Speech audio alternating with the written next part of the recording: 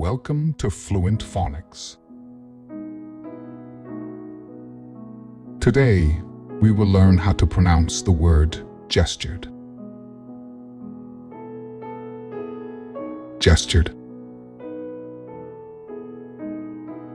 Gestured. Gestured.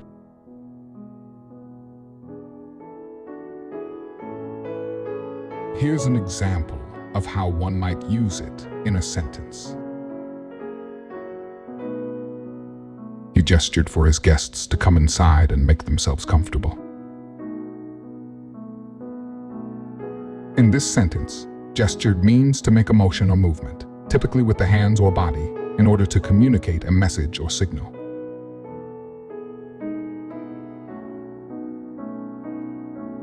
Thank you for your time. If you enjoyed this, please like and subscribe for further content.